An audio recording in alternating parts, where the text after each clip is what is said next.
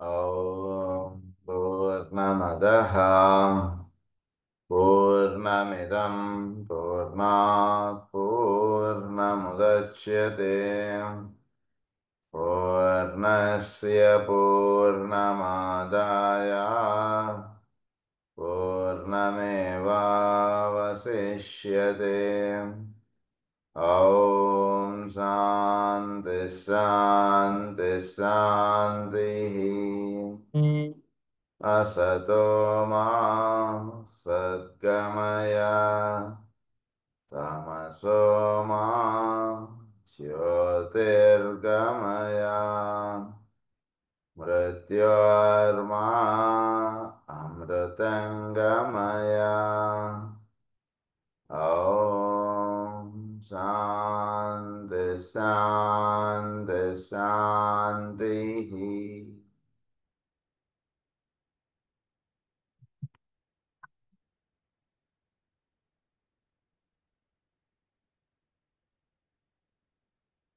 మనం 7 సెంటర్స్ గురించి మనకి చదువుకోవడం స్టార్ట్ చేసాం మనం లాస్ట్ క్లాస్లో. అందులో సహస్రారం గురించి మనకి ఏమని చెప్పారంటే అది హెడ్ సెంటర్ 1000 పెటల్డ్ లోటస్ అన్నారు. తర్వాత దాన్ని బ్రహ్మరంధ్రం అన్నారు. దానికి గ్లాండ్ వచ్చేసి పీనియల్ గ్లాండ్. తర్వాత కుడి కన్ను అని చెప్పారు, దాని యొక్క physical organ. Right eye, brain. తర్వాత ఇఫెక్ట్స్ ఆఫ్ ఫోర్స్లోనేమో టైప్స్ ఆఫ్ ఫోర్స్లోనేమో spiritual, will, synthetic, dynamic, dominant అన్నదాన్ని. తర్వాత ఆర్గాన్స్ వచ్చేసరికి ఆరిజిన్ వచ్చేసరికి ఆత్మ, మొనాడ్, వయా సోల్, విల్ ఆస్పెక్ట్గా చెప్పారు దాన్ని. బాడీ వచ్చేసి అది కాజల్ బాడీగా, జైల్ ఇన్ ద లోటస్గా చెప్పారు మనకి. అక్టల్టిస్ట్ అన్నారు వీడినే. తర్వాత ఫిజిక్ మాస్టర్ అని కూడా చెప్పారు. Occultist, initiate, master. తర్వాత ఫార్లెంట్ ఆఫ్టర్ హిస్ లిమిటేషన్ అని అన్నారు. సహస్రారం అనేటువంటిది మనకి హయ్యెస్ట్గా చెప్పారు. ఇది మాస్టర్ అన్నటువంటిది అంటే ఆఫ్టర్ థర్డ్ ఇనిషియేషన్గా చెప్పినప్పుడు ఉండేటువంటి స్థానం ఏంటంటే సహస్రారం. ఈ విషయం దాకా మనం లాస్ట్ క్లాస్లో చెప్పుకున్నాం. సెకండ్ సెంటర్ వచ్చేటికి centre between the eyes, Ajna centre, pituitary body, lower brain, left eye, nose, nervous system. ఇవన్నీ కూడా మనకి ఆర్గాన్స్ అని చెప్పారు. నోస్ ఒకటి, తర్వాత లెఫ్ట్ ఐ ఒకటి, నర్వస్ సిస్టమ్ ఒకటి, లోవర్ బ్రెయిన్ ఒకటి. ఇవన్నీ కూడా ఆజ్ఞా చక్రంకి విషయంగా చెప్పారు. పిట్యూటరీ బాడీ చెప్పారు ఇక్కడ. తర్వాత ఇక్కడ టైప్స్ ఆఫ్ ఫోర్స్లోనేమో soul force, love aspect, magnetic aspect, light, intuition, wisdom, vision, petals of egoic lotus as a whole అన్నది. ఆరిజిన్ వచ్చరికి ఈగోయిక్ లోటస్ యొక్క పెటల్స్ యాజ్ ఏ హోల్ మొత్తం వాటికి సంబంధించినటువంటి కార్యక్రమం అంతా కూడా మనకి ఆజ్ఞా చక్రం యొక్క కార్యక్రమంగా చెప్పారు. Buddhic vehicle, causal body, higher mental. Aspirant అన్నారు, డిసైపుల్ అన్నారు, మిస్టిక్ అన్నారు, dominant after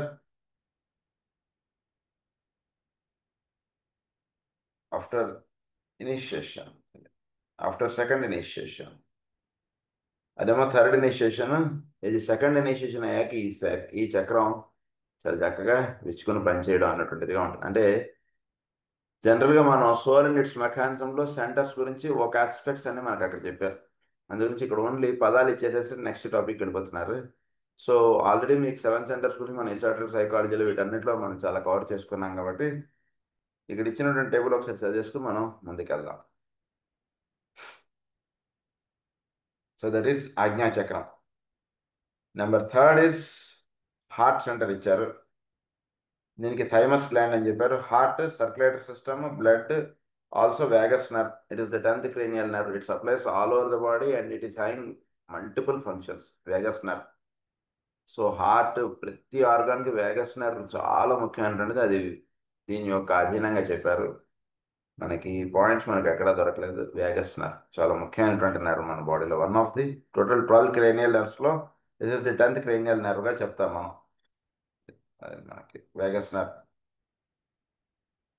Vegas nerve. Next is దీని యొక్క టైప్స్ ఆఫ్ ఫోర్స్లను లైఫ్ ఫోర్స్, తర్వాత love love aspect, higher, mental అన్నారు, కాజల్ బాడీ అన్నారు. గ్రూప్ కాన్షియస్నెస్ ఎస్టాబ్లిష్ అవ్వడానికి ఇది హార్ట్ సెంటర్ అనాహత చక్రం చాలా. All types of spiritual people dominate after first initiation. So ఒక రహస్యం మాత్రం ఇక్కడ మాట్లాడతాను నేను. ఎవరెవరు ఏ కక్షలో వర్తిస్తున్నారు అన్నటువంటిది మనం ఇతరులను మనం ఎస్టిమేట్ చేయడం అన్నటువంటి దానికన్నా మనం ఏ లెవెల్లో మనలో ఈ సెంటర్స్ ఉన్నాయి అన్నటువంటి విషయంలో కొంచెం చక్కటి అవగాహన అన్నటువంటిది ఏర్పాటు చేసుకుంటే దాన్ని నెక్స్ట్ సెంటర్ ఇచ్చుకోవడానికి కావాల్సినటువంటి సాధన అన్నటువంటిది మనం చేసుకోవడానికి ఇది చాలా వినియోగపడుతుంది. అంతవరకు చెప్తాను నేను. సో హార్ట్ సెంటర్ అంటే ఇవి మనకి circulatory system, blood, also vagus nerve. తర్వాత throat centre, thyroid gland, breathing apparatus, alimentary canal,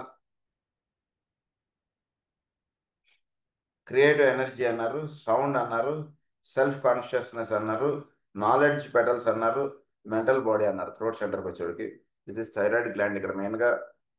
తర్వాత పైనేమో హార్ట్ సెంటర్ దగ్గరేమో సర్క్యులేటరీ సిస్టమ్ చెప్పారు. దానికి పైనేమో ఆజ్ఞాచక్రం దగ్గరేమో నర్వస్ సిస్టమ్ చెప్పారు. ఇక్కడేమో ప్రస్తుతానికి మనకి ఎలిమెంటరీ కెనాల్ థైరాయిడ్ గ్లాండ్లో. ఎలిమెంటరీ కెనాల్ అనేటువంటి విషయం చాలామంది దాన్ని మనం అంటే ఈ అన్నవాహిక ఇదంతా కూడా మీకు స్టమక్ దాకా వెళ్ళేంత వరకు కూడా అది థైరాయిడ్ గ్లాండ్ యొక్క దీంట్లో పనిచేస్తున్నటువంటి విషయం చాలా అది అది మిస్ అవుతాం. ఆ పాయింట్ చాలా ముఖ్యమైనది. అది ఒకటి గుర్తుపెట్టుకోవాలి మనం. ఎలిమెంటరీ కెనాల్ అన్నారు, క్రియేటివ్ ఎనర్జీ అన్నారు. Throat centre it creates energy. అంటే బహిర్గతం అవ్వడానికి కావాల్సినటువంటి రహస్యాలను కూడా మనం మిథున్ రాశి అంటుండగా చెప్పుకున్నప్పుడు అక్కడ చాలా చెప్పుకున్నాం. That is all related to the throat centre. విశుద్ధి చక్రం 16 దళాలు ఇవన్నీ కూడా మనకి కథలు, మార్కండేయులు వారి కథలు అంతా కూడా మనకి దీనికి సంబంధించినది. ఈవెన్ మన శ్రీపాద శ్రీవల్లభ స్వామి ఇవన్నీ కూడా థ్రోట్ సెంటర్కి సంబంధించినటువంటి కథలు అవన్నీ కూడా. So creative energy, sound, self consciousness, sound ఆస్పెక్ట్కి సంబంధించినటువంటి రహస్యాలన్నీ కూడా మనకి థ్రోట్ సెంటర్లో ఉంటాయి. సౌండ్, ఎమినేషన్ ఆఫ్ సౌండ్ ఇవన్నీ మనం చాలా చెప్పుకున్నాం మన ఎసాటిక్ సైకాలజీలో కూడా. Emanation of sound is linked with the creative principle that exist in the nature. సృష్టిలో క్రియేటివిటీ అంటున్నది ఎక్కడైతే ఉద్భవిస్తుందో దాన్ని సృష్టి యొక్క అంటే ఎర్త్ యొక్క థ్రోట్ సెంటర్గా చెప్పేదాన్ని. సో మనకి థ్రోట్ సెంటర్ ఏంటో అది అక్కడ. సో వైటాలిటీ ఇదంతా కూడా మనకి చెప్పినప్పుడు మనకి అది మిథున్ రాశిగా చెప్పారు. సో అలా థ్రోట్ సెంటర్ యొక్క ఏంటంటే బహిర్గమింపబడటం అంటే వ్యక్తం అవడానికి కావాల్సిన రహస్యాలను కూడా థ్రోట్ సెంటర్లో మనకు దొరుకుతాయి. అందుగురించి ఏం చెప్తారంటే పెద్దలు ధ్యానాన్ని కూర్చున్నప్పుడు మీ యొక్క ఉచ్ఛ్వాస నిశ్వాసంలో మీరు గమనించండి. అంటే మన యొక్క వాక్కుకి మూలం ఉచ్ఛ్వాస నిశ్వాసంలో. అందులో దాన్ని మనం జాగ్రత్తగా పట్టుకుంటే సృష్టి యొక్క క్రియేటివ్ ప్రిన్సిపల్ మనకి దర్శనం అవుతుంది. అది ఇక్కడ రహస్యం. అందుగురించి ఇక్కడ throat centre gives creative energy, sound, self consciousness, knowledge petals, mental body. ఇది మనకి మెంటల్ బాడీని అంతా కూడా థ్రోట్ సెంటర్ ఇది. Next solar plexus, pancreas, stomach, liver, gall bladder, nervous system. తర్వాత ఇక్కడికి వచ్చేటికి ఆరల్ ఫోర్స్, ఆస్ట్రల్ ఫోర్స్ అన్నారు, ఎవకేషన్ అన్నారు, డిజైర్, టచ్, ఆస్ట్రల్ సెంటర్స్ అన్నారు. దీన్ని ఆస్ట్రల్ బాడీ అన్నారు ఇక్కడ మెయిన్గా పనిచేసేటువంటిది. ఆర్డినరీ పీపుల్ అన్నారు, యావరేజ్ హ్యుమానిటీ అని చెప్పారు.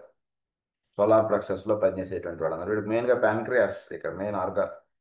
Main gland is pancreas. So stomach జనరల్గా సోలార్ ప్లెక్సస్ సెంటర్.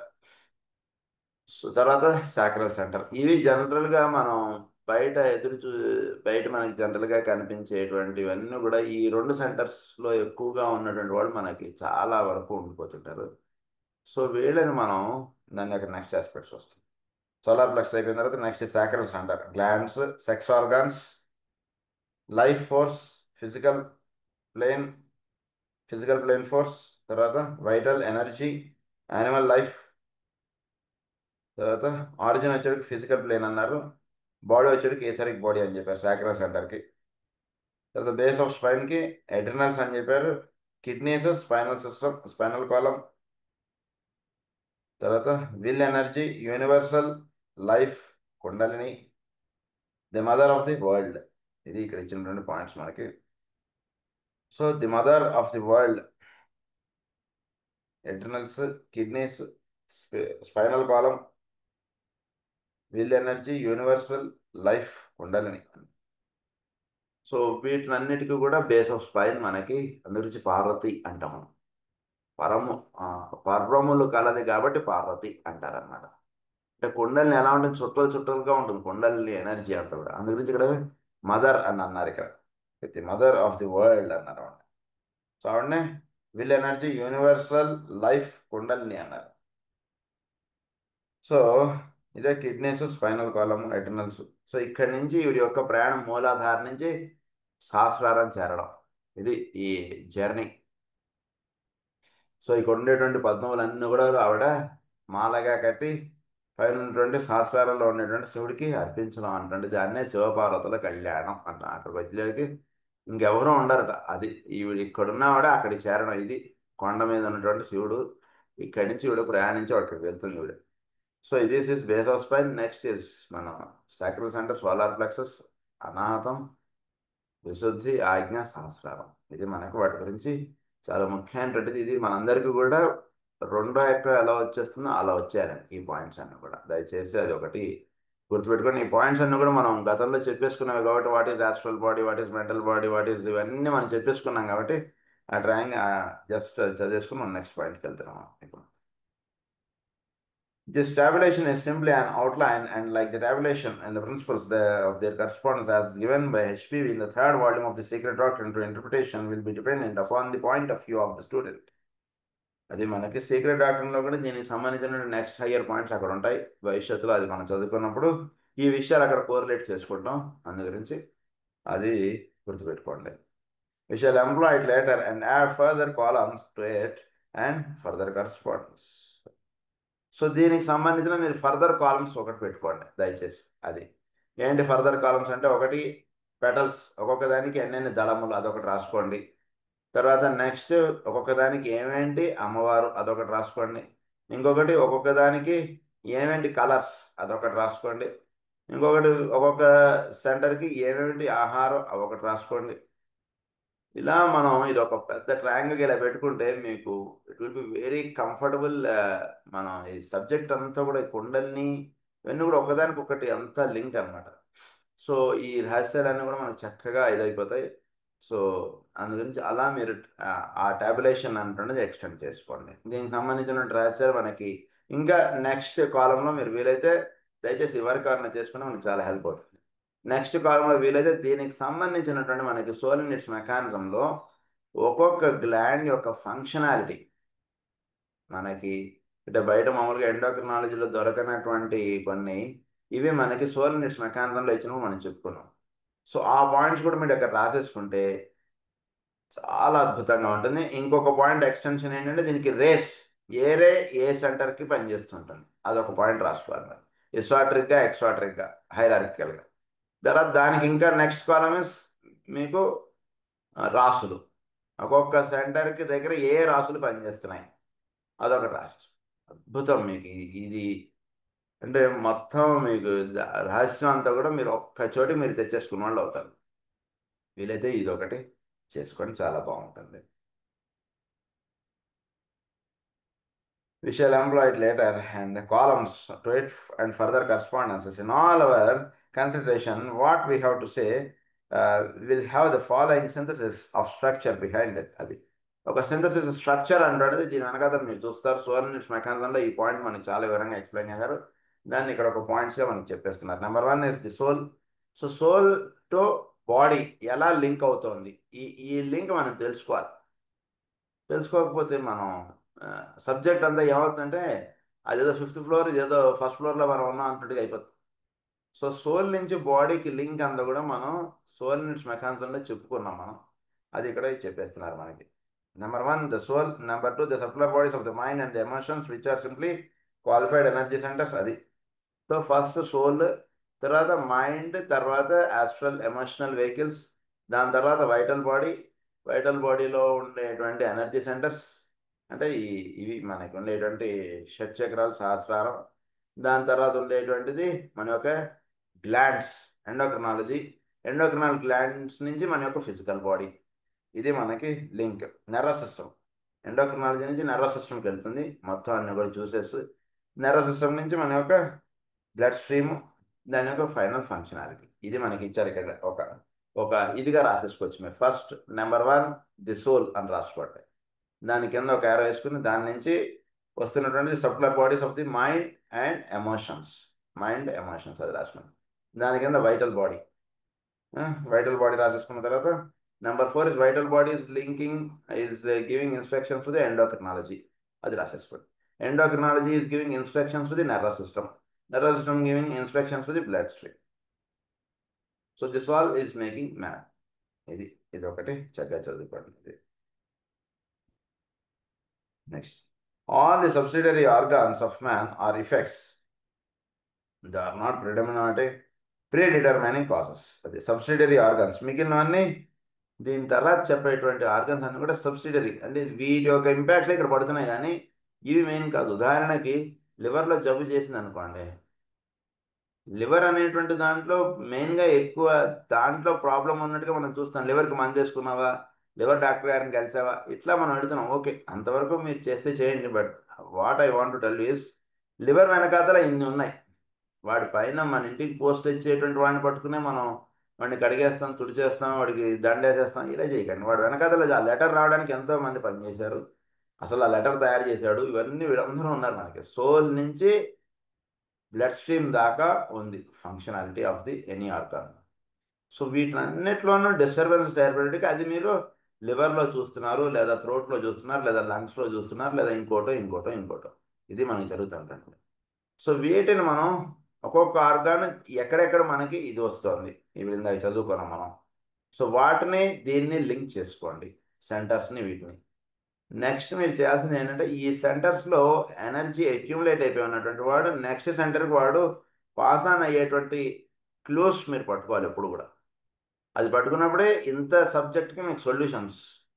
లేకపోతే ఏమైపోతాం అంటే మనం ఓకే స్వాదిష్టాన చక్రంలో వీడికి ఎనర్జీస్ హెల్డప్ అయిపోయి దానివల్ల వీడికి జబ్బులు వచ్చాయి, ఇంతవరకు తెలుసుకున్నాం. దానివల్ల నెక్స్ట్ పాయింట్ ఏమిటైతే సో దానికి కావాల్సినటువంటి రాశారు. అదే ఇప్పుడు మనం ఇందాక చెప్పుకున్న టేబుల్లో వాడు తీసుకోవాల్సినటువంటి ఆహారం వాడికి సెట్ చేయండి. తర్వాత వాడు వాడవలసినటువంటి కలర్స్ ఒకటి సెట్ చేయండి. నేను మనం సైకాట్రిక్ సైకాలజీలో చెప్పుకున్నాం. వాడు ఇక్కడ ఉన్నటువంటి నెక్స్ట్ ఐఎస్ సెంటర్ దేనికి వెళ్ళాలి. సో దానికి సంబంధించినటువంటి కలర్ మెడిటేషన్ వాడికి మీరు చక్కగా చెప్పచ్చు. సో వాటికి సంబంధించినటువంటి మనం చక్కగా వాడికి ఆ కలర్ ఒకటి వాడుకోమని చెప్పచ్చు. తర్వాత వాడు ఆ హయ్యర్ సెంటర్స్కి వెళ్ళాల్సినటువంటి కావాల్సినటువంటి టీచింగ్స్ మీరు ఆ క్లూస్ లాగా వాడికి ఇచ్చేస్తే దట్ ఈస్ ఇనఫ్. అది మీరు బాగా గుర్తుపెట్టుకోవాల్సినటువంటిది. సో ఆ విషయాలు ఇంకా మనకు ఫర్దర్గా వస్తున్నాయి, కంగారు పడకండి. అది the determining causes in man and that which makes him what he is are the glands. They are externalization of the types of force pouring through the etheric centers from the subtler worlds of being. Etheric forces from the subtler worlds of being లో నుంచి ఈ forces అన్ని కూడా మనకి కిందకి దిగి వస్తున్నాయి. They express the point in evolution which the man has reached. They are vital and active or non-vital and inactive according to the condition of the centers. They are vital and activeగా ఉంటున్నాయి, లేదా ఇన్యాక్టివ్గా ఉంటున్నాయి. అదే మనం ఆ centre అంటే దాని గురించి మనం ఇప్పుడు ప్రబోధగీతలో కూడా రాస్తాం. It becomes active when it becomes active. దానికి సంబంధించినటువంటి ఎనర్జీ సెంటర్ చోటులో నుంచి వీటికి ఆ స్టిమ్యులేషన్ వచ్చినప్పుడు ఆ సెంటర్ యాక్టివ్లోకి వస్తుంది. అది కూడా మనం ఇప్పుడు రీసెంట్ సో ద ఎనర్జీస్, ఉదాహరణకి స్వాధిష్టాన చక్రంలో వీడికి ఉంది, ఆ ఎనర్జీ దానికి పైన 2 చక్రాలు వీడు ఇంకా విచ్చుకోలేదండి. అంటే ఏంటి, చోట్లో నుంచి ఆ సెంటర్స్ విచ్చుకోవడానికి కావాల్సినటువంటి ఎనర్జీస్ అన్ని కూడా చోట్లో నుంచి వీడికి అందివ్వబడుతుంటాయి. దానికి వీడు ఉన్ముఖుడై వీడు ఉన్నప్పుడు 7 సెంటర్స్కి సంబంధించిన 7 డిఫరెంట్ టైప్స్ ఆఫ్ ఎనర్జీస్ అంటే రే ఎనర్జీస్ అంటాం మనం దాంట్లో చెప్పుకున్నాం. సో ఈ రే ఎనర్జీస్ వీడికి ఆ సెంటర్స్, మిగిలిన సెంటర్స్ కూడా స్టిమ్యులేట్ అవ్వడానికి కావాల్సినటువంటి ఇది అందుతుంటుంది. అది వాడు స్వీకరించినప్పుడు, అది ఎథరిక్ బాడీ ద్వారా స్వీకరించినప్పుడు ఆ ఎథరిక్ బాడీ కూడా ఆ ప్లేన్స్లో అది పనిచేయడం, ఆ సెంటర్స్ అవన్నీ కూడా స్టిమ్యులేట్ అవ్వబడటం, వాటి ద్వారా ఆర్గాన్స్, ఎండోక్రినాలజీ అంటున్నది స్టిమ్యులేట్ అవ్వబడటం, దానివల్ల నర్వస్ సిస్టమ్, అంటే కింద వరకే స్టిమ్యులేట్ అయ్యి పనిచేస్తున్నటువంటి నర్వస్ సిస్టమ్ వేరు, 7 సెంటర్స్లోనూ స్టిమ్యులేట్ అయినప్పుడు అప్పుడు పనిచేస్తున్నటువంటి నర్వస్ సిస్టమ్ వేరు, తేడా ఉంటుంది దీనికి దానికి. సో ఆ నర్వస్ సిస్టమ్ అంతా కూడా చక్కగా ఇవన్నీ కూడా స్టిమ్యులేట్ అవ్వబడటం, బ్లడ్ స్ట్రీమ్ స్టిమ్యులేట్ అవ్వబడటం, చక్కగా బ్లడ్ ఫ్లో అవన్నీ కూడా చక్కగా ప్రతి దానికి వెళుతూ ఉండడం, ఇదంతా కూడా జరిగేటువంటి కథ. సో ఆ పాయింట్ చెప్తున్నారు ఇక్కడ. They express the point in evolution which the man has reached. They are vital and active, or non-active and inactive, according to the condition of the centers.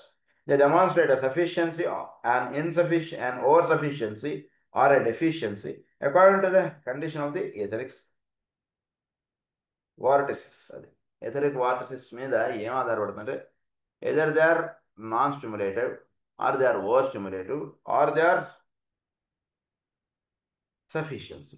అది సత్వము, రజస్సు, తమస్సుగా 3 స్థితుల్లో ఉంటుంది. Excess, normal, or deficiencies.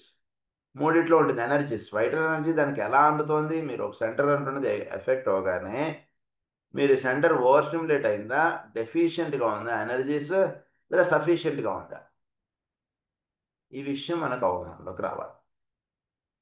అప్పుడు మీరు over stimulate అయిపోతుంటే ఆ ఎనర్జీస్ అక్కడి నుంచి నెక్స్ట్ సెంటర్కి వెళ్ళేటట్టుగా మీరు వాడికి శిక్షణ, వాడికి సాధన అంటున్నది ఏర్పాటు చేస్తారు. ఒకవేళ డెఫిషియెంట్గా ఉందని ఉండిపోయింది అనుకోండి, అంటే ఏంటి, ఇది గతంలో కూడా దీని గురించి మనం ప్రభోద్గీతలో రాసుకున్నాం. అది డెఫిషియెంట్గా ఉందనుకోండి, డెఫిషియెంట్గా ఉన్నప్పుడు మీరేం చేస్తారు అంటే ఏంటి, ఎనర్జీ ఉదాహరణకి అక్కడ బల్బు సరిగ్గా వెలగట్లేదు, దానివల్ల ఏమైంది, అక్కడ సర్క్యులేషన్ సరిగ్గా అందట్లేదు, అంటే వైటల్ ఎనర్జీ, దానివల్ల అది వీక్గా పనిచేస్తుంది, దానివల్ల అక్కడ ఎనర్జీస్ అటువంటివి తక్కువగా ఉన్నా కూడా అక్కడ ఆర్గాన్ ఎఫెక్ట్ అవ్వబడటం అటువంటిది ఉంటుంటుంది. సో అప్పుడు మీరేం చేయాలి, అక్కడ ఎనర్జీస్ చక్కగా వెళ్ళేటటువంటి కార్యక్రమం వాడికి ఇవ్వాలి. ఎనర్జీస్ ఎక్కువ వెళ్ళేటటువంటి కార్యక్రమం అయినా ఇవ్వాలి, ఎనర్జీస్ అక్కడి నుంచి నెక్స్ట్ సెంటర్కి వెళ్ళేటువంటి కార్యక్రమం అయినా ఇస్తారు, లేదా ఎనర్జీస్ అక్కడ కరెక్ట్గా ఉంటే కనుక వాడికి దానికి సంబంధించినటువంటి సాధన చేసుకొని అయినా బాగుంది, నీకు ఏం ప్రాబ్లం లేదని చెప్తారు మీరు. అది ఇక్కడ 3 చెప్పారు అందు గురించి. Again, the process of control may be started to be via the nervous system, the close interlocking directorate of the nervous system, the brain and the bloodstream, as a carrier of the life principle, governs the activities of the man, conscious, self-conscious, subconscious, self-conscious, and finally superconscious. మనకి యాక్చువల్గా ఇన్ని పదాలు ఉన్నాయి, మనం ఏమంటాం conscious, unconscious నుండి మనకు వాడేటట్టు, కానీ సూపర్ కాన్షియస్నెస్ అంటే పదం ఒకటి జాల్కుల్ గారి గ్రంథంలో మనకు కనబడుతుంది. సో వాడు ఉన్నటువంటి లెవెల్ని బట్టి వాడు కాన్షియస్గా అయినా ఉండొచ్చు, సబ్ కాన్షియస్గా అయినా ఉండొచ్చు, సెల్ఫ్ కాన్షియస్నెస్గా అయినా ఉండవచ్చు, లేదా సూపర్ కాన్షియస్గా అయినా ఉండవచ్చు. Conscious is different, self conscious is different, sub conscious is different. ఇంతవరకు మీకు అవగాహన వచ్చేసి ఉంటుంది మన సబ్జెక్ట్ రెగ్యులర్గా ఫాలో అవ్వాలి. Super consciousness is something beyond atmic. ఆ స్థితిలో వీడు ఉంటుండ అంటూ చేసుకున్నాడు, is super conscious. Is above conscious, దాన్ని సూపర్ కాన్షియస్. వాడు నిద్రపోతున్నట్టే కనబడుతుంటాడు, వీడు నిద్రపోతున్నట్టే కనబడతాడు, ఇద్దరు ఒకటే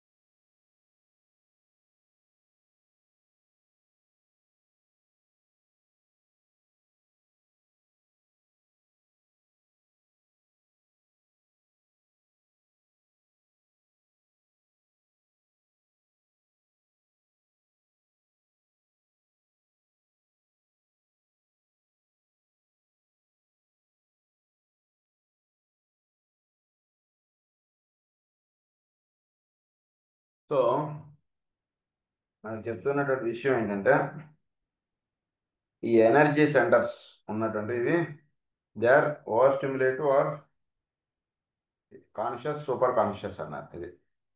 the three centres in supreme control today for the majority are మెయిన్గా అన్నిట్లో అన్ని సెంటర్స్ కన్నా సుప్రీం సెంటర్స్ ఏమిటంటే ఒకటి ఆజ్ఞా చక్రం, సోలార్ ప్లెక్సస్, సాక్రా సెంటర్. ఈ మూడు చాలా ఎక్కువగా ప్రధానంగా మానవుల్ని ఇన్ఫ్లుయెన్స్ చేస్తున్నటువంటి సెంటర్స్. మోస్ట్ ఆఫ్ ది అంటే 100 మందిలో 80% మీకు కనీసం ఈ త్రీ సెంటర్స్ యొక్క దీంట్లో ఉంటారు అధీనంలో. Eventually, when man will have become that which he is, that paradoxical esoteric phrase, the centers of control will be అంటే చక్కటి సాధకుడు కన్నా కొంచెం పరిస్థితి వాడు ఎప్పుడైతే జరుగుతాడో అప్పుడు వాటిలో పనిచేసేటువంటి సెంటర్స్ ఏంటంటే ఒకటి head centre, heart centre, centre at the base of the spine. వాడు ఒక చక్క ఇనిషియేట్ లెవెల్ మంచి సాధకుడిగా వాడు తయారవుతున్నాడు. అంటే ఎనర్జీస్ ఇంకా కొంచెం సింపుల్ ఫామ్లో చెప్పుకోవాలంటే రోజు చక్కగా ప్రార్థన చేసుకుంటున్నటువంటి వాళ్ళకి ఈ ఎనర్జీ సెంటర్స్ అంటే ఎప్పటికీ అవేటిల్లోనే ఉండరండి. నెమ్మదిగా ప్రేయర్ చేసుకుంటూ ప్రతిరోజు అలా సంవత్సరాలు చేసుకుంటూ వచ్చేటికి వాళ్ళు ఎనర్జీ సెంటర్స్ అన్నీ కూడా హయ్యర్ ఎనర్జీ సెంటర్స్ అంటే స్టిమ్యులేట్ అవ్వబడటం అంటే జరిగిపోతుంది వాళ్ళకి. సో అలా జరగడంలో వీళ్ళు head centre, heart centre, centre at the base of the spine వీటిలో ఎక్కువగా ఉంటారు. ఇందాక చెప్పిందేమో solar plexus, sacral centre and Ajna. ఈ మూడు ఒక ట్రయాంగిల్ వేసుకున్నాం అంటే స్వాదిష్టానం, మణిపూరకం, ఆజ్ఞ, ఈ మూడు ఒక ట్రయాంగిల్ వేసుకోండి. Most of the mankind అని రాసేసుకోండి. కొంచెం చక్కటి మంచి సాధకులు ఇలా ఉన్నటువంటి వాళ్ళందరిలోనూ head centre, heart centre, centre at the base of spine, సహస్రారం, అనాహతం, మూలాధారం, ఈ మూడు ఎక్కువగా వాళ్ళలో పనిచేస్తుంటాయి. అది ఇది తెలియాలి మనకి. Between the pressure and the between the present and the future, the emphasis will be laid upon a constantly shifting triplicity, and each man will be different from his fellow man as to emphasis as to the condition of his centers, as to their glandular correspondence in the physical body, and therefore as to the diseases and the ills, inhibitions and difficulties to which his flesh will fall here. It is in this connection that it becomes obvious that the work of the physician and the psychologist must eventually go hand in hand. The three most important aspects of all diagnosis are three most important point అంటే వాడి యొక్క సైకాలజీని దృష్టిలో పెట్టుకోవాలి, వాడి యొక్క ఫిజిషియన్ను దృష్టిలో ఉంచుకొని అప్పుడు వాడిని హ్యాండిల్ చేయడం అంటే చెయ్యాలి. ఎప్పుడు కూడా వాడి యొక్క సైకాలజీ ఎక్కడ మారుతుందో చూడండి. వాడు సైకాలజీ మారిన తర్వాత వాడికి వచ్చేటువంటి డిసీజెస్ ఎలా మారుతున్నాయి అంటే మనం స్టడీ చేయాలి. ఉదాహరణకి ఏదైనా సరే మీరు ఇది ఒక స్టడీ ప్రాసెస్గా పెట్టుకోవాలి. మనం ఇదివరకు సాట్రిక్ సైకాలజీ చెప్పుకున్నప్పుడు మీరు మనకు పరిచయం ఉన్నటువంటి వాళ్ళ రేస్ ఏమిటనేటువంటిది ఒక స్టడీ ప్రాసెస్ పెట్టుకోండి అని చెప్పుకున్నాం. ఎసాట్రిక్ ఆస్ట్రాలజీ చదువుకున్నప్పుడు ఎవరెవరు ఏ రాసుల్లో ఉంటున్నారనేటువంటిది ఒక స్టడీ ప్రాసెస్ పెట్టుకోమని చెప్పుకున్నాం. మనం ఇప్పుడు చెప్పుకుంటున్నటువంటి విషయం ఏంటంటే ఉదాహరణకి ఎవరికైనా ఏదైనా జబ్బు వచ్చింది, అంతకుముందు వాడు సైకాలజీ ఎలా ఎఫెక్ట్ అయింది, వాడికి ఈ జబ్బు ఎందుకు వచ్చింది, ఇంతవరకు మీరు ఒక స్టడీ ప్రాసెస్ కింద పెట్టుకోండి. ఏదైనా సరే మీ ఇష్టం, ఎనీ డిసీజ్ ఇలా ఒక స్టడీ ప్రాసెస్ కింద పెట్టుకుంటే వాడు సైకాలజీ అప్పుడు అలా డిస్టర్బ్ అయింది కాబట్టి వాడిని బాగా అంటే వాడిని కొంచెం బాగా గమనించమని చెప్పాలి. మనమైనా గమనించాలి, లేదా వాడైనా సరే జాగ్రత్తగా గమనించుకొని మనకు పాయింట్స్ ఇవ్వాలి. సో అప్పుడు మనం ఇది తెలుస్తుంది మనకి. సో మెయిన్గా ఏమేంటంటే మనం డయాగ్నోసిస్కి వెళ్ళేటప్పుడు first the psychological or the gauging of the inner bodies of man from the angle of their development, their integration, and total partnership of the personality, as these subtler aspects of the human being express themselves in consciousness. As the subtler aspects of these will be expressed in consciousness. So you ask each and every symptom or each and every feeling, ఒక nature ఇవన్నీ మీరు జాగ్రత్తగా బాగా మీరు రాసుకోవాలి. మీరు ఊరికనే ఏదో 2-3 పాయింట్స్ అలా రాసుకుంటే you cannot come to A conclusion. బాగా గుర్తుపెట్టుకోండి, ఒక ఎమోషనల్ బాడీ ఎలా ఎఫెక్ట్ అవుతుంది, ఏమవుతుంది, దీన్ని బాగా అవగాహన చేసుకోండి. ఒక 10 ఏళ్ల క్రితం నీ ఎమోషనల్ బాడీ ఎలా ఉంది, ఇప్పుడు మన ఎమోషనల్ బాడీ ఎలా ఉంది, అది స్టడీ చేయాలి. మనలో జరిగేటువంటి మార్పులు ఫస్ట్ మనల్ని మనం గమనించుకుంటే వేరేవాడిని గమనించడం మనకు బాగా వస్తుంది, లేకపోతే రాదు. సో 10 years బ్యాక్ మన ఎమోషనల్ బాడీ ఎలా ఉంది, 10 years బ్యాక్ మన యొక్క మెంటల్ బాడీ ఎలా ఉంది, 10 years బ్యాక్ మన ఫిజికల్ బాడీ ఎలా ఉంది, ఇది మీరు బాగా స్టడీ చేయండి. స్టడీ చేస్తే కనుక మనకి ఒక అవగాహన అంటున్నది రావడానికి ఫస్ట్ బేస్ స్టార్ట్ అవుతుంది. ఇది మిగిలిన వాళ్ళ మీద, అంటే మనకు బాగా ఫ్రెండ్లీగా ఉండేటువంటి వాళ్ళ మీద ఇది మీరు ప్రొజెక్ట్ చేయాలి. అప్పుడు మీకు చక్కగా అవగాహన చేసుకోగలుగుతారు. Next is the work of the endocrinologist as he deals with the endocrinal glands, viewing them as power stations through which energy, dynamic and illuminating, can pour through from the centers. So first psychologist అంటే వాడి యొక్క emotional body, ఒక mental body, వాడి యొక్క vital body, ఇవి ఎలా ఉన్నాయి మీరు స్టడీ చేసేయండి దాంతో. Next you come to endocrinologist యొక్క రిపోర్ట్ తీసుకోండి. Next you come to physician.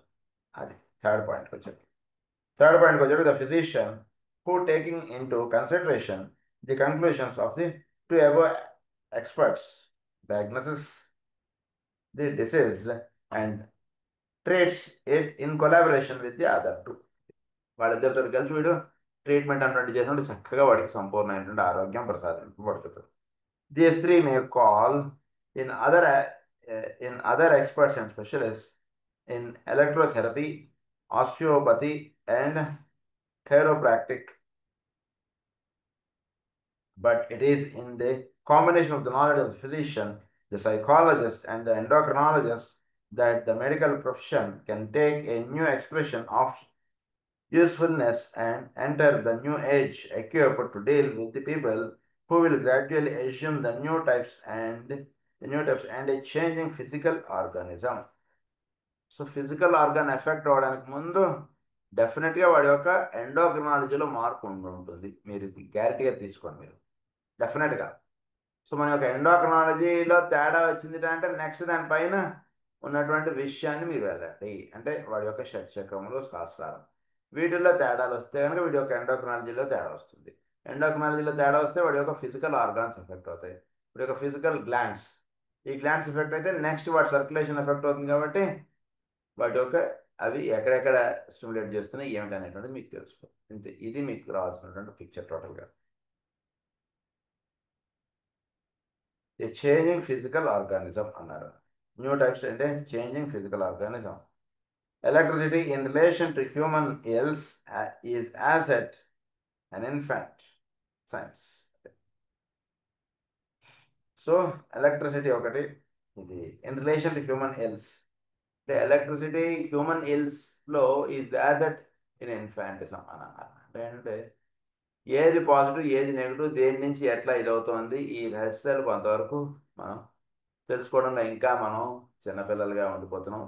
Electricity అంటే మానవుడి దేహంలో జరుగుతున్నటువంటి ఎలక్ట్రికల్ పాయింట్స్ని జాగ్రత్తగా, ఎలక్ట్రిసిటీని బాగా స్టడీ చేయాలి మనం. సో వీటిలో పాజిటివ్ ఎక్కడుంది, వీటిలో నెగిటివ్ ఎక్కడుంది, పాజిటివ్ నుంచి నెగిటివ్కి ఎలా వస్తుంది ఎనర్జీ, ఏం జరుగుతుంది, దీన్ని కొంచెం బాగా అవగాహన చేసుకోవాలి. అప్పుడే మనకి డిసీజెస్ బాగా అవగాహనలోకి వస్తాయి. అది అంటున్నారు. Next points of the area techniques and methods of healing. But it has in it the germs of the new techniques and methods of healing. The work done by the chiropractors is good and needed, but shared with osteopathy constitute a definite subsidiary technique to that of the other three. So, osteopathy ఒకటి, chiropractic ఒకటి. అంటే వీడు ఒక psychologist యొక్క opinion కావాలి, ఎండోక్రినాలజిస్ట్ది కావాలి, ఇలా physician, తర్వాత ఆస్టియో అంటే పూర్తిగా భౌతిక దేహము, ఇది ఒకటి ఆస్టియోపతి అంటే బోన్స్, ఇవన్నీ కూడా ఎలా మనకి ఎఫెక్ట్ అవుతున్నాయి ఏంటి. అంటే మామూలుగా మనం చెప్పుకునేటువంటిది ఏంటంటే కాల్షియం లెవెల్స్ తగ్గాయి కాబట్టి వీటికి ఎముకల నొప్పులు వచ్చాయండి లేదా చెప్పుకుంటాం, కానీ రియల్ ఆస్టియోపతి అన్నటువంటిది మనం అవగాహన చేసుకోవాలి. సో అదొక విషయం. తర్వాత ఈ విషయాలను కూడా జాగ్రత్తగా అవగాహన పెట్టుకోవాలి. The work of the chiropractic and of the osteopaths. So recognize it. The former group need a more careful and lengthy training, and a higher standard of technical knowledge should be required. Medicine is entering slowly into a new usefulness. One of the causes of disease is shifted out of an organ or bodily system into a more subtle and vital realm. We shall see radical and needed changes leading to simplification, not to A greater complexity and difficulty. So మనం medical science అంటుంటే దీన్ని బట్టి మనం అవగాహన చేసుకోవాల్సినటువంటి విషయం ఏంటంటే మనం మెడిసిన్ అనేటువంటిది ఇప్పుడు దీన్ని బట్టి ఓన్లీ ఆర్గాన్ ఎఫెక్ట్ అవ్వడానికి ఇస్తారా, వాటి యొక్క మిగిలిన విషయాల్లోకి వెళుతుందా ఏంటి అన్నటువంటిది మనం జాగ్రత్తగా ఇది తెలుసుకోవాలి మనం. అంటే మెడిసిన్ అనేటువంటిది కేవలం ఆర్గాన్స్ అనేటువంటిదిగా కాకుండా కొంచెం హయ్యర్ ఆస్పెక్ట్లోకి మనం ఆలోచించి మనం ఇది చేసినప్పుడు అప్పుడు వాడికి చక్కటి క్యూర్ అనేటువంటిది ఎస్టాబ్లిష్ చేసిన వాళ్ళం అవుతాం.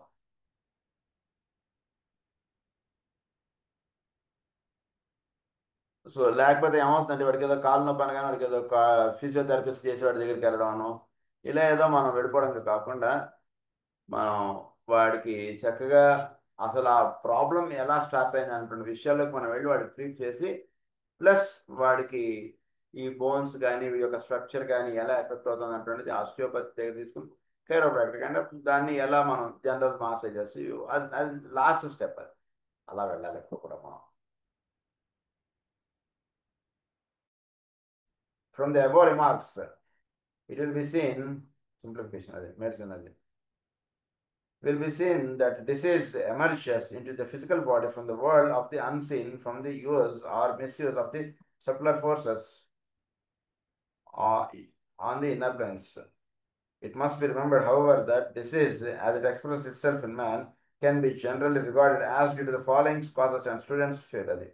సో డిసీజ్ అనేటువంటి ప్రధానంగా ఈ కారణాల చేత, ఈ 5 కారణాల చేత మానవుడికి జబ్బులు అనేటువంటివి వస్తున్నాయి. Number 1 is individual disease due to interior condition in a man's own equipment, to his mental state, or to an emotional condition which can produce serious ills.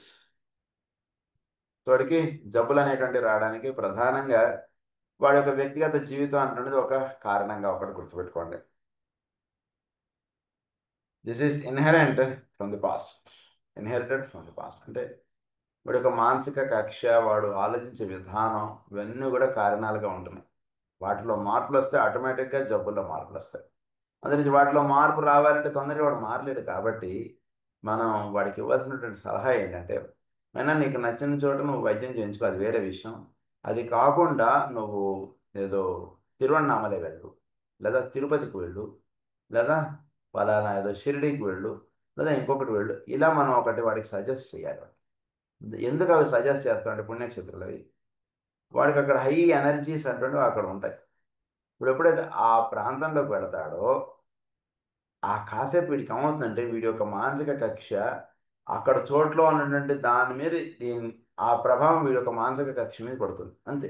ఏదో తిరుపతికి వచ్చి ఇక్కడ దర్శనం చేసుకోవాలి, ఏంటి ఎలా ఆ దర్శనం చేసుకున్నాం, ప్రసాదం కొనుక్కున్నాం, బయటకు వచ్చాం, ఈ కాసేపు వాటి గురించి, ఆ స్వామి గురించి కాసేపు వీడి మనసులో తిరిగిపోతుంది. తిరిగేటప్పటికి ఏమవుతుంది, వీడు ఒక డిసీజ్ని కాసేపు వీడు మర్చిపోయి వీడు అక్కడ ఉన్న ఎనర్జీస్ వీడి యొక్క మెంటల్ ప్లేన్లోకి దిగడానికి అవకాశం. దిగినప్పుడు ఏమవుతుంది, అది వీడికి ఫర్దర్గా డిసెండ్ అయ్యి వీడి జబ్బు తగ్గడానికి అది ఉపయోగపడుతుంది. అది ఇక్కడ మెయిన్ సైంటిఫిక్ రీజన్. సో అందుగురించి ఇండివిజువల్ ఫ్రమ్ ది పాస్ట్ అన్నారు. Next, disease inherent in humanity as a whole. There are certain diseases to which all men are prone.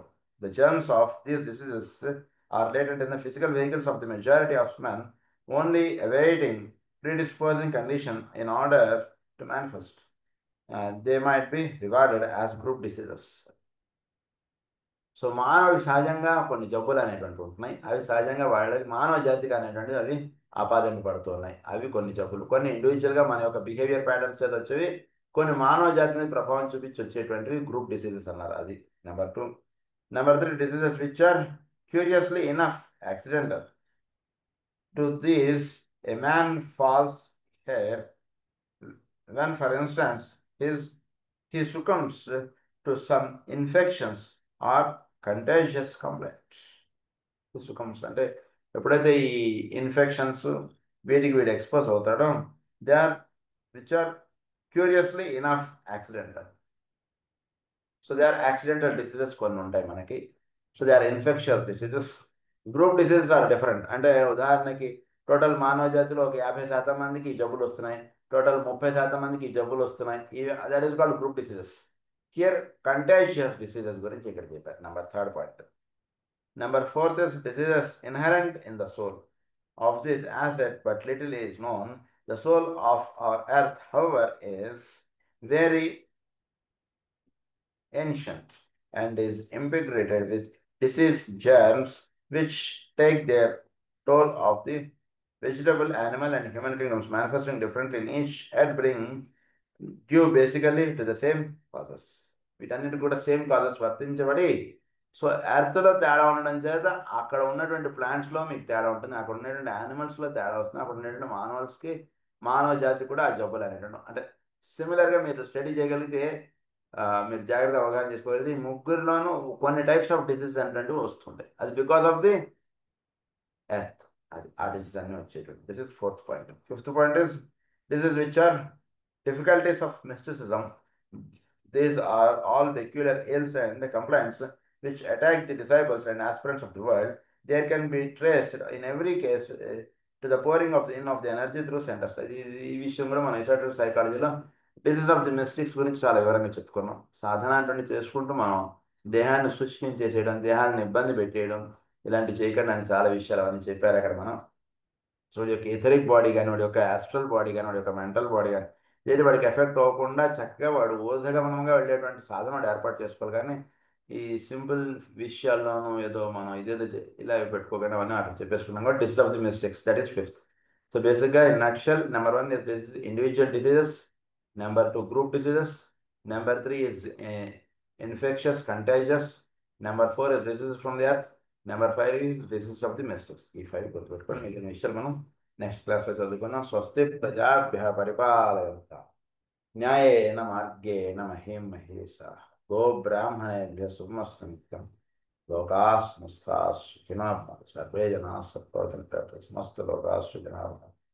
Om Shanti.